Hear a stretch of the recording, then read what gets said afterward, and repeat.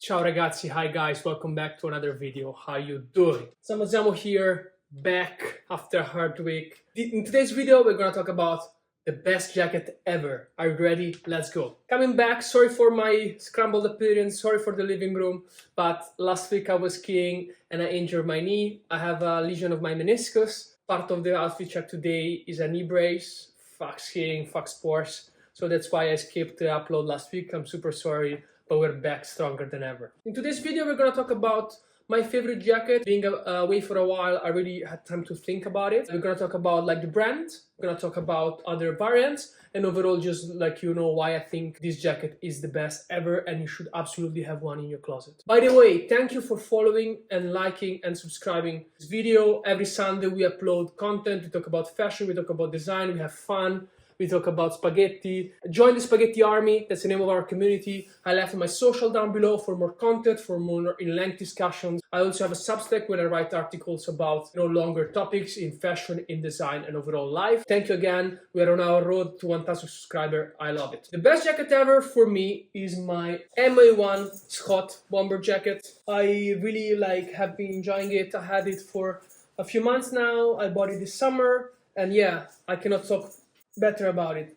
It's nice, it's black, it's versatile, it's cropped, it's warm, has like a right enough pockets, is an amazing piece of garment. So this is my best jacket ever if you're talking about the parameters that I'm gonna discuss later. Schott is a New York based brand, Schott brothers. They have been famous, let's say, in the last century, mostly for the perfecto, which was like the original leather jacket, which has belt buckles. It's very cropped and has been popularized by movies like The Savage, by Marlon Brando, for example, and that really brought that greaser 1950s aesthetic into the picture. Then he became famous, of course, because Schott, like other brands like Avirex, for example, like Alpha Industries, was making jackets for the army and was making jackets for World War II and later on conflicts. This meant that the pilots, the crews on airplanes needed jackets to keep themselves warm while being seated in poorly insulated planes. And this is where the bomber came into the place from like the 1950s, 1960s. During World War II, the jackets were made out of leather. You can see in movies, for example, the classic Schott made of leather. It's like cropped with the elastic band,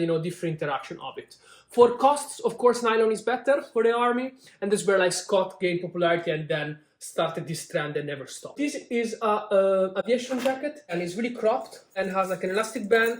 You have a double directional, very thick zipper that can be managed with gloves. You have an inside, it's reversible, so in case of an emergency, you can pull out the orange shell and it's easy to track. You can keep your pads, your notes, your additional items here on the top. You have a collar. This is meant to be worn, of course, with like a uniform or a hood or anyways a headgear as a part of your uniform as a pilot, wear equipment on top. You have the license for Schott in here, so you can really see this is like the type when the contract was created.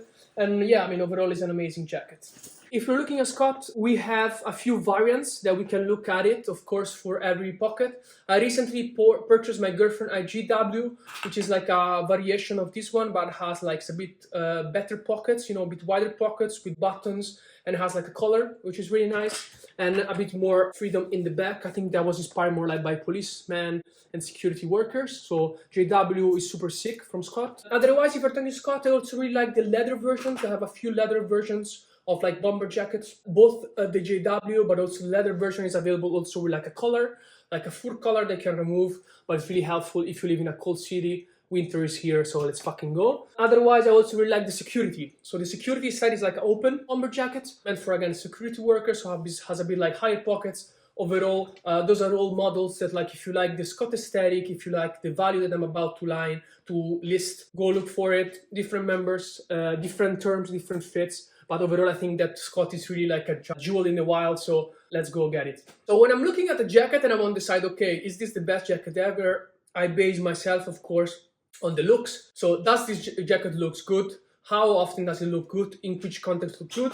I personally think that MA-1 Bomber looks good all the time. It's black, is really, really elegant, rugged. It looks street, but it also looks high design. It has been inspiring design by Vetements, Balenciaga, and all the sorts. So I think that overall it's really versatile. You cannot go wrong with like a puffer cropped bomber jacket. So first of all, it looks amazing and it's easy to make it look amazing, and it elevates like a fit even like this, you know. I look a bit more put together, that's fantastic. So the look is good. Second is the price point. You know, of course, I can tell you this jacket looks amazing, but then it's 1,000 euros. What the fuck? So the Schott price point is amazing. It's in between 100 and 150 euros. You can also find cheaper ones. So price is fantastic, price is democratic, and everyone can buy one, so that's incredible. You can find them on second-hand vintage places, you can find them on Amazon, you can find deal online, depending, of course, if you're buying new vintage, and all sorts, so also the price is great. Then, if you're talking about condition number 3, this is something that often online is not considered,